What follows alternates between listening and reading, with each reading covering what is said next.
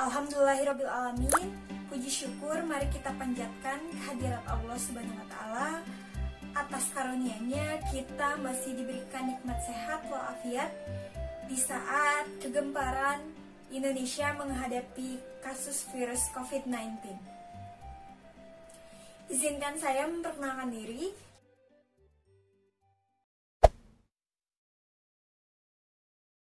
Dari kelompok 3, dan pada kesempatan kali ini insya Allah kami akan mempresentasikan mengenai komunikasi dalam organisasi bisnis IKEA.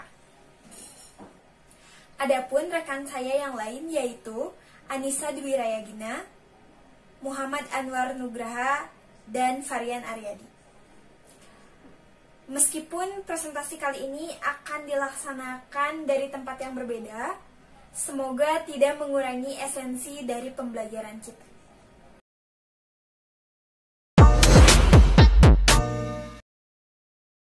Ya, ini merupakan substansi dari presentasi kali ini.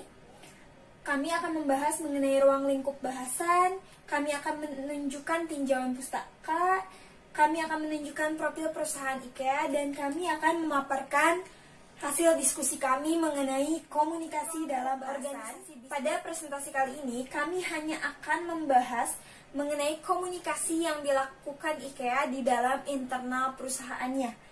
Dan kami tidak akan membahas mengenai komunikasi IKEA dengan pihak eksternal perusahaan. Berlanjut ke tinjauan pustaka, pada materi kali ini kami akan membahas mengenai komunikasi dalam suatu bentuk organisasi bisnis. Nah, untuk itu kita semua perlu mengetahui dulu apa yang dimaksud dengan komunikasi.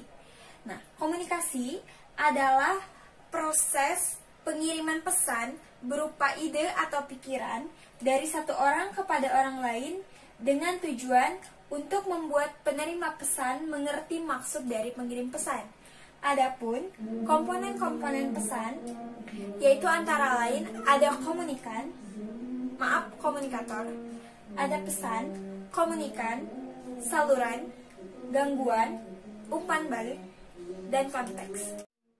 Selanjutnya, yang dimaksud dengan organisasi merupakan sekumpulan orang yang terdiri dari 2 orang atau lebih yang bergabung untuk mencapai tujuan yang sama, yang diatur pada sebuah hierarki jenjang dan pembagian tugas tertentu yang teratur. Sedangkan yang dimaksud dengan organisasi bisnis yaitu merupakan suatu bentuk organisasi yang memiliki kegiatan utama melakukan sebuah usaha dengan tujuan memperoleh laba yang sebesar-besarnya. Adapun bentuk-bentuk dari organisasi bisnis yaitu PT, CV, UD, koperasi, dan lain-lain. Apa yang dimaksud dengan komunikasi dalam organisasi bisnis? Merupakan komunikasi organisasi dapat didefinisikan sebagai pertunjukan dan penafsiran pesan di antara unit-unit komunikasi yang merupakan bagian dari suatu organisasi tertentu. Suatu organisasi terdiri dari unit-unit komunikasi dalam hubungan-hubungan hierarkis antara satu dengan yang lain dan berfungsi dalam suatu lingkungan. Perusahaan IKEA. IKEA adalah sebuah retail perabot rumah tangga dari Swedia. Pada musim dingin terdapat 36 negara bagian dunia. Perusahaan ini didirikan oleh Ingvar Kamprad pada 1943 saat ia berusia 17 tahun. Sekarang sudah menjadi salah satu orang terkaya di dunia. Nama IKEA diambil dari nama pemiliknya, Ingvar Kamprad, dan dibawa lagi dari tempat dia dilahirkannya, yaitu organisasi IKEA Group, di mana di atasnya terdapat Instituting IKEA Foundation dan Instituting MS Foundation. Nah, di sana terbagi dalam satu bagian ke bawah strukturnya, yaitu dinamakan Inka Holding. Dari Inka Holding terbagi 3 bagan, yang dimana struktur itu terbagi 3 bagan. Yang ke satu Ranger Strategy Production Development Chain dan The IKEA Companies dan IKEA Group Retail. Nah, di Ranger Strategy Product Development Chain ke bawah ada IKEA Industri. Nah, dari The IKEA Companies, struktur bawahnya adalah IKEA Group Foundation. Nah, IKEA Executive Manager terbagi menjadi baras.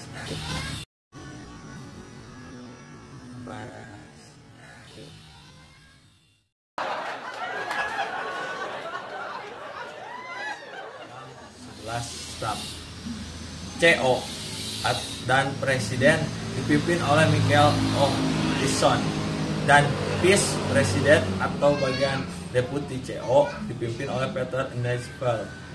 Vice President atau retail dipimpin oleh Novel Bisma.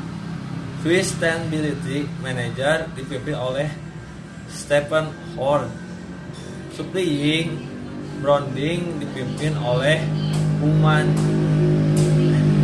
bagian Human Resource Manager dipimpin oleh Peter Hesser, dan bagian Corporate Communication Manager dipimpin oleh Helen Duphorn, dipimpin oleh Alistair Davidson, dan IKEA Industri yang dipimpin oleh Leif Pullman. IKEA of Sweden yang dipimpin oleh Thor Borg. Komunikasi dalam organisasi IKEA. Nah, yang pertama kita akan mengetahui dimensi budaya dalam organisasi IKEA ini. Di dalamnya ada apa aja sih? Di antaranya yaitu High Law for Design, yaitu struktur organisasi IKEA ini lebih datar dan juga jarak kekuasaannya yang rendah. Lalu Low Uncertainty Avoids, yaitu struktur organisasinya lebih sedikit aktivitasnya, lebih sedikit aturan tulisnya. Namun di sini si manajer lebih berani mengambil keputusan dan juga resiko, dan tenaga kerjanya juga lebih ambisius. Dan juga gaya manajemen IKEA lebih cenderung kolektif dan menganut nilai-nilai feminin.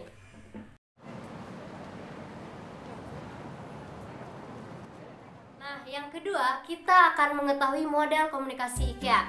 Model komunikasi IKEA yang digunakan IKEA ini ada 3, yaitu model komunikasi linear, model komunikasi interaksional, dan model komunikasi transaksional. Namun jika dilihat dari dimensi budaya yang tadi, organisasi IKEA ini lebih cenderung banyak mengambil komunikasi model interaksional dan juga transaksional. Yang ketiga, kita akan mengetahui arus komunikasi perusahaan IKEA. Seperti perusahaan pada umumnya, perusahaan IKEA juga terdapat arus komunikasi di dalam aktivitas usahanya. Yang pertama yaitu downward communication, upward communication, dan juga horizontal communication. Dan perkembangan IKEA.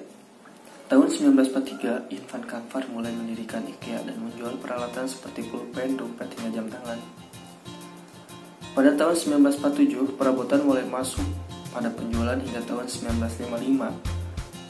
IKEA mulai merancangnya sendiri pada tahun 1955. 1963, IKEA mulai membuka toko di luar Swedia. Untuk pertama kalinya dibuka di Asker, Norwegia. 1997, IKEA mulai meningkatkan jumlah toko sampai 51 toko. Puncaknya di 2003, tepatnya pada bulan Agustus, jumlah toko IKEA sampai dengan 165 toko dan terus mengembangkan sayap hingga seluruh dunia. Strategi merupakan cara atau langkah-langkah yang dilakukan untuk mendapatkan hasil sesuai tujuan. IKEA memiliki kekuatan yang berfokus pada barang-barang inovatif yang berkualitas dengan harga murah. Kelemahan pada IKEA itu strategi pemasarannya diatur di seluruh dunia dengan sedikit variasi sehingga menurunkan angka penjualan. IKEA memiliki peluang di mana perkembangan zaman dan internet mampu memberikan peluang bagi IKEA untuk berinovasi. Namun IKEA juga memiliki ancaman, yaitu pertumbuhan pasar retail yang kompetitif dan lesunya perekonomian di Eropa.